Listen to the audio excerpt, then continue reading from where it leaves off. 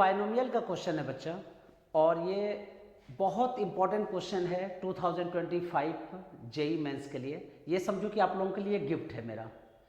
ये 2019 में भी इस टाइप का क्वेश्चन पूछा गया था, इसलिए बहुत ही इंपॉर्टेंट है, इसलिए आप लोगों को अच्छा से समझ के करना चाहिए। देखो, if the fraction part of the number 2 to the power 403 upon 15 is k upon 15, then k is equal to what.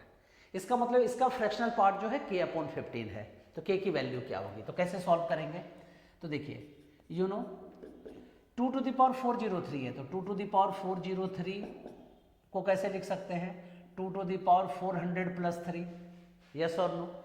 इसको फिर कैसे लिख सकते हैं, 2 to the power 400 into 2 to the power 3। 2 to the power 3 क्या होता है बच्चा, 8।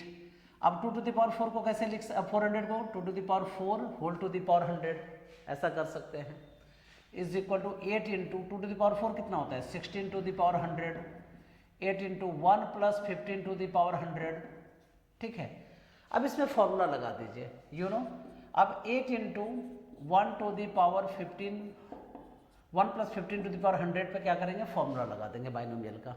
तो कैसे लगाएंगे, 8 इंटू, अब देखो x plus a to the power n, या ऐसा भी कर सकते हो 1 plus x to the power 100। मैं एकदम बेसिक से कराता हूँ बच्चा, x plus a to the power a, तो क्या होगा, अब मैंने NCR, तो 100 C0 1 to the power 100 15 to the power 0, ऐसा ही होता है। एक में पावर क्या होगा, यहाँ से C का क्या होगा, नंबर बढ़ता जाएगा, एक में पावर क्या होगा, घटता जाएगा, एक में पावर क्या होगा, बढ़ता जाएगा।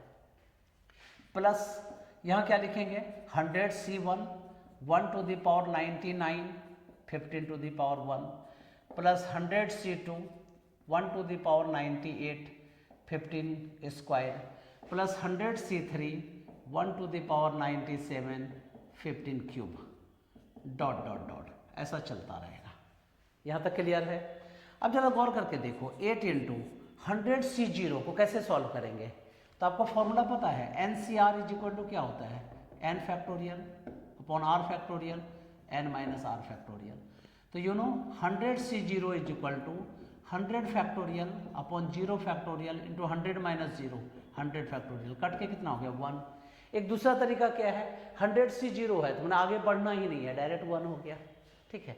तो you no this one is the 1, plus यहाँ पे क्या लिखेंगे, 100 C1 1 टू द पावर 99, तो छोड़ देते हैं इसको, into 15, plus 100 C2 15 square, 100 C3 15 cube, ऐसा चलता रहेगा, ठीक है।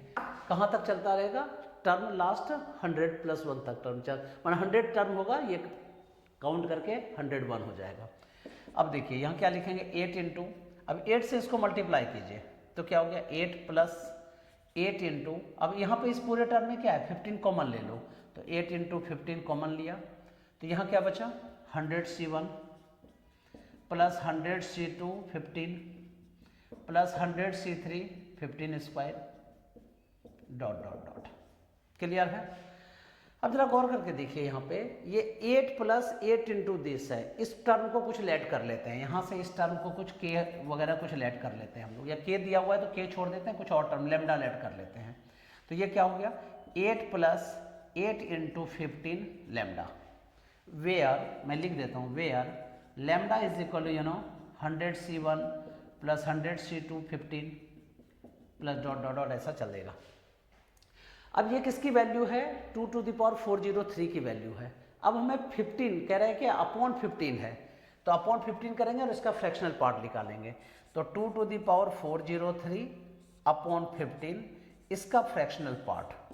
तो देखो 8 तो है, वो तो हमारा फ्रैक्शन नहीं है, ये इंटीजर है, ये खत्म हो गया।